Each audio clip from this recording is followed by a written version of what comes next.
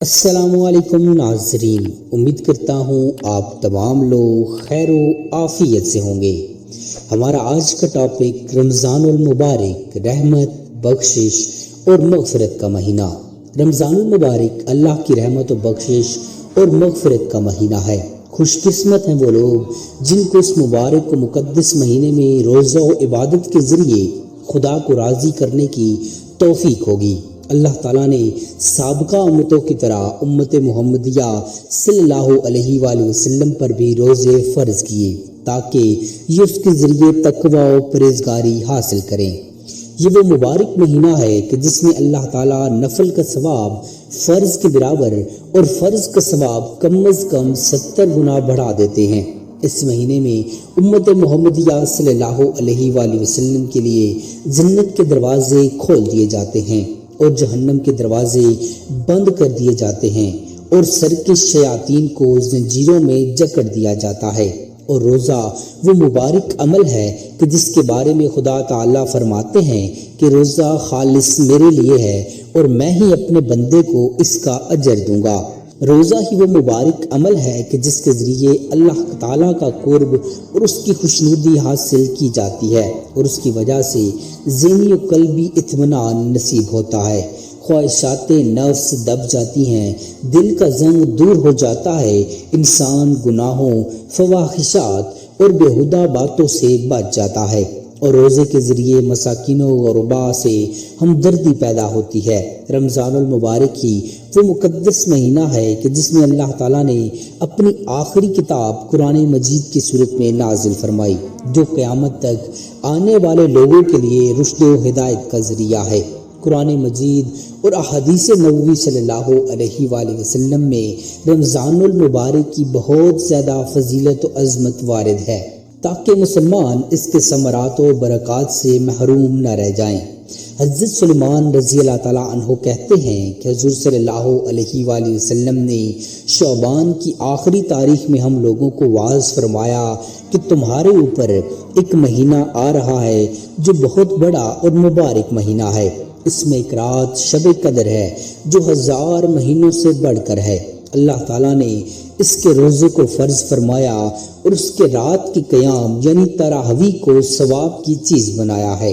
جو شخص اس مہینے میں کسی نیکی کے ساتھ اللہ کے قرب کو حاصل کرے وہ ایسے ہے جیسے کہ غیر رمضان میں فرض کو ادا کیا، اور جو شخص اس مہینے میں فرض کو ادا کرے وہ ایسا ہے جیسا کہ غیر رمضان میں 70 فرض ادا کیے۔ اور یہ مہینہ صبر کا ہے اور صبر کا بدلہ جنت ہے، اور یہ مہینہ لوگوں کے ساتھ غم خواری کرنے کا ہے، اور اس مہینے میں مومن کا رزق بڑھا دیا جاتا ہے۔ جو شخص کسی روزہ دار کا روزہ افطار کرائے اس کے لیے گناہوں کے معاف ہونے اور آگ سے خلاصی کا سبب ہوگا، اور روزہ دار کے ثواب کے مانند اس کا ثواب ہوگا، مگر اس روزہ دار کے ثواب میں کچھ کمی نہیں کی جائے گی۔ صحابہ کرام رضی اللہ تعالیٰ عنہ نے عرض کیا کہ یا رسول اللہ صلی اللہ علیہ وآلہ وسلم، ہم میں سے ہر شخص تو اتنی وسعت نہیں رکھتا کہ روزہ دار کو افطار کرائے، تو آپ صلی اللہ علیہ وآلہ وسلم نے فرمایا پیٹ بھر کر کھانے پر موقف نہیں، یہ ثواب تو اللہ تعالیٰ ایک کھجور سے افطار کرا دیا یا ایک گھونٹ پانی پلا دیا یا ایک گھونٹ لسی پلا دے اس پر بھی مرحمت فرما دیتے ہیں۔ یہ ایسا مہینہ ہے کہ اس کا اول حصہ اللہ کی رحمت اور درمیانی حصہ مغفرت ہے اور آخری حصہ آگ یعنی جہنم سے آزادی ہے۔ جو شخص اس مہینے میں اپنے غلام، نوکر یا خادم کے بوجھ کو ہلکا کر دے اللہ تعالیٰ اس کی مغفرت فرماتے ہیں اور آگ سے آزادی فرماتے ہیں۔ اور 4 چیزوں کی اس میں کثرت رکھا کرو جن میں 2 چیزیں اللہ کی رضا کے واسطے اور 2 چیزیں ایسی ہیں جن میں تمہیں چارہ کار نہیں۔ پہلی 2 چیزیں جن سے تم اپنے رب کو راضی کرو وہ کلمہ طیبہ اور استغفار کی کثرت ہے، اور دوسری 2 چیزیں یہ ہیں کہ جنت کی طلب کرو اور آگ سے پناہ مانگو۔ جو شخص کسی روزہ دار کو پانی پلائے حق تعالیٰ قیامت کے دن میرے حوض سے اس کو ایسا پانی پلائیں گے کہ جس کے بعد جنت میں داخل ہونے تک پیاس نہیں لگے گی۔ ایک اور حدیث میں حضرت ابو ہریرہ رضی اللہ تعالیٰ عنہ نے حضور اقدس صلی اللہ علیہ وآلہ وسلم کا یہ ارشاد مبارک نقل کیا ہے کہ میری امت کو رمضان المبارک کے بارے میں 5 چیزیں مخصوص طور پر دی گئی ہیں جو پہلی امتوں کو نہیں ملی ہیں۔ نمبر 1، ان کے منہ کی روزے کی وجہ سے بدبو اللہ کے نزدیک مشک سے زیادہ پسندیدہ ہے۔ نمبر 2، ان کے لیے دریا کی مچھلیاں تک دعا کرتی ہیں اور افطار کے وقت تک کرتی رہتی ہیں۔ نمبر 3، جنت ہر روز ان کے لیے آراستہ کی جاتی ہے، پھر حق تعالیٰ جل شانہ فرماتے ہیں کہ قریب ہے کہ میرے نیک بندے دنیا کی مشقتیں پھینک کر میری طرف آئیں گے۔ نمبر 4، اس میں سرکش شیاطین قید کر دیے جاتے ہیں کہ وہ رمضان المبارک میں ان برائیوں کی طرف نہیں پہنچ سکتے جن کی طرف غیر رمضان میں پہنچ سکتے ہیں۔ نمبر 5، رمضان کی آخری رات میں روزہ داروں کے لیے مغفرت کی جاتی ہے۔ صحابہ کرام رضی اللہ تعالیٰ عنہ نے عرض کیا، کیا شب مغفرت شب قدر ہے؟ فرمایا نہیں، بلکہ دستور یہ ہے کہ مزدور کو کام ختم ہونے کے وقت مزدوری دے دی جاتی ہے۔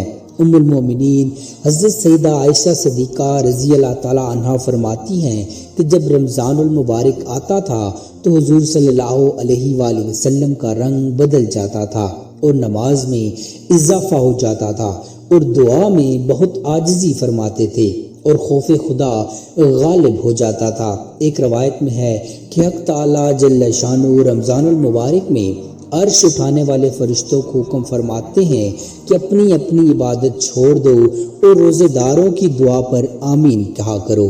حضرت عمر رضی اللہ تعالیٰ عنہ حضور صلی اللہ علیہ وآلہ وسلم سے نقل کرتے ہیں کہ رمضان المبارک میں اللہ کو یاد کرنے والا شخص بخشایا ہے اور اللہ سے مانگنے والا نامراد نہیں ہے۔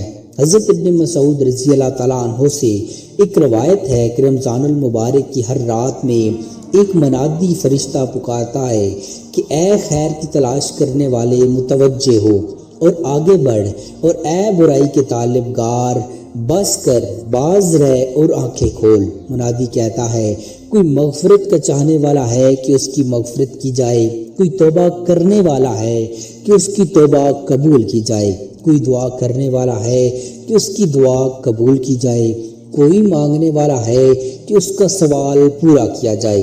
حضور نبی اکرم صلی اللہ علیہ وآلہ وسلم کا ارشاد مبارک ہے کہ اللہ تعالیٰ اس کے فرشتے سحری کھانے والوں پر رحمت نازل فرماتے ہیں۔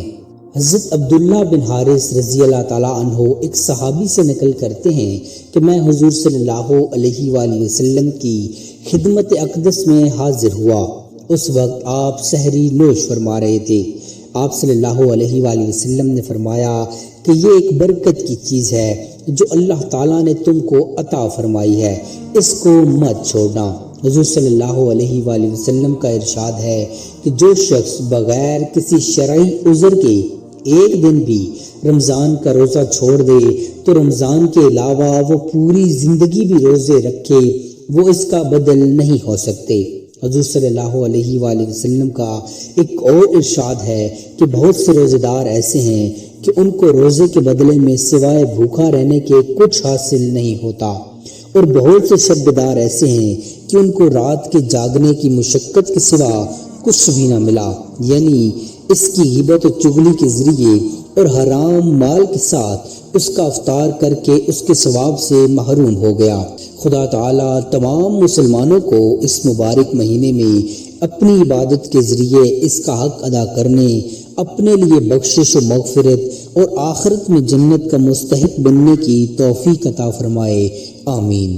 امید کرتا ہوں آپ کو ہماری آج کی یہ ویڈیو پسند آئی ہوگی۔ مزید ایسی انفارمیٹیو ویڈیوز دیکھنے کے لیے چینل کو سبسکرائب کر لیجیے۔ جزاک اللہ خیرہ۔